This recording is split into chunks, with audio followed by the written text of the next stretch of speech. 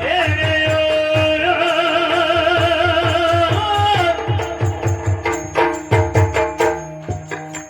ದರೆಯೊಳು ಮಲಗಿದ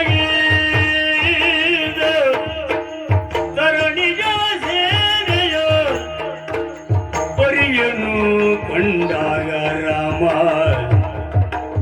ಪರಿಯನು ಕಂಡಾಗ ರಾಮ ಮರದಾದಿಯನು ಯಾರ ಹೊರಗಿದ್ದ ಮರದಾದಿಯನು ಯಾರ ಹೊರಗಿದ್ದ ತರಳರ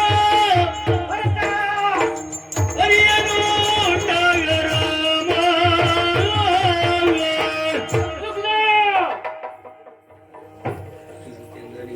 ಎಂತಹ ಸ್ಥಿತಿಯನ್ನ ಇವತ್ತಿಲ್ಲಿ ಕಾಣ್ತಾ ಇದ್ದೇನೆ. ಯುದ್ಧ ಕ್ಷೇತ್ರಕ್ಕೆ ಬಂದು ನಿಂತು ನೋಡಿದ್ರೆ ನಮ್ಮವರೆಲ್ಲ ಮಣ್ಣಲ್ಲಿ ಮಣ್ಣಾಗಿ ಹೋಗಿದ್ದಾರೆ. ಇಂತಹ ದುಸ್ಥಿತಿಯನ್ನು ರಾಮ ಕಾಣುತ್ತಾ ಇದ್ದಾನೆ. ಯಾಕೆ ಹೀಗಾಯಿತು? ಅಶ್ವಮೇಧ ಯಾಗವನ್ನ ಪ್ರಾರಂಭಿಸುವಂತಹ ಕಾಲದಲ್ಲಿ ನಮ್ಮವರು ಪ್ರಭು ನನಗೆ ಕೈ ಮುಂದೆ ಮಾಡಿ ನನಗೆ ಅಪ್ಪಣೆಯನ್ನ ಕೊಡುವಂತ ಹೇಳಿದ. ಎಲ್ಲರೂ ಇವತ್ತು ಕೈಗಳನ್ನ ಕಳೆದುಕೊಂಡು ರಣಕ್ಷೇತ್ರದಲ್ಲಿ ಮುಂಡಗಳಿಂದ ಬೇರ್ಪಟ್ಟು ಬಿದ್ದಿದ್ದಾರೆ. ಇಂತಹ ದುಸ್ಥಿತಿಯನ್ನ ನಾನು ಇವತ್ತು ಕಾಣ್ತಾ ಇದ್ದೇನೆ. ಯಾಕೆ ಹೀಗಾಯ್ತು? ಈ ರಾಮನ ಸ್ಥಿತಿ ಯಾಕೆ ಹೀಗಾಯ್ತು? ಶಿವನೇ ಶಿವನೇ, ಎಂತಹ ಸ್ಥಿತಿ ರಾಮನಿಗೆ ಬಂದು ಒದಗಿತು?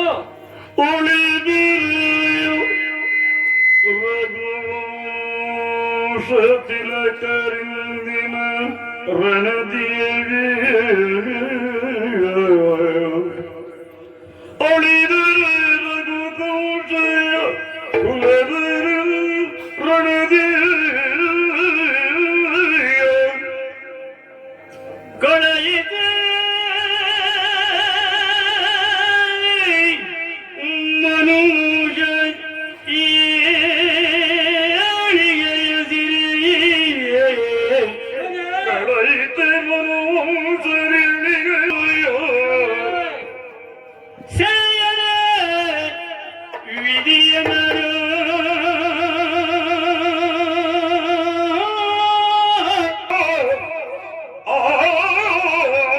ಇದ್ದೇನೆ.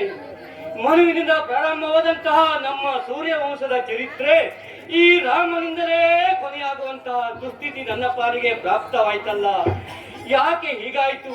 ಧರ್ಮದ 4 ಸ್ತಂಭಗಳ ಹಾಗೆ ಇದ್ದ ಭರತ, ಲಕ್ಷ್ಮಣ, ಶತ್ರುಘ್ನ 4 ಸ್ತಂಭಗಳಲ್ಲಿ 3 ಸ್ತಂಭಗಳು ಬಿದ್ದು ಹೋಗಿ ಒಂದೇ ಒಂದು ಸ್ತಂಭ ರಾಮ ಮಾತ್ರ ಇವತ್ತು ಈ ಭೂಮಿಯ ಮೇಲೆ ಉಳಿದುಕೊಂಡಿದ್ದೇನೆ. ಯಾಕೆ ಹೀಗಾಯಿತು? ಯಾಕೆ ಹೀಗಾಯಿತು? ಇಂತಹ ಸ್ಥಿತಿ ರಾಮನಿಗೆ ಯಾಕೆ ಒದಗಿ ಬಂತು? ಇಂತಹ ಸ್ಥಿತಿಯನ್ನ ನೋಡುವುದಕ್ಕೆ ಈ ರಾಮ ಯಾಕೆ ಬದುಕುಳಿದ?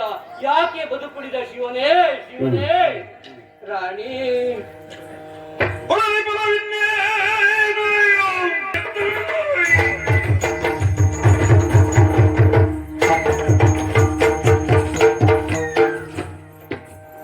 ವೀರಶಕ್ತಿಯನಾಗಿರುವಂತಹ ನಾನು ಬದುಕಿರುವಂತಹ ಸಂದರ್ಭದಲ್ಲಿ ಈ ವಿಷಯಕ್ಕೆ ಅಳಲಿಕ್ಕೆ ಸಾಧ್ಯವೇ ಇಲ್ಲ. ಇಲ್ಲಿನ ಮುಂದಿನ ಪರಿಸ್ಥಿತಿಯನ್ನು ತಿಳಿಯುವುದಕ್ಕಾಗಿ ನೇರವಾಗಿ ಮುಂದುವರಿದು ರಣಕ್ಷೇತ್ರದ ಕಡೆ ಧಾವಿಸ್ತೇನಂತೆ ನೋಡೋಣ.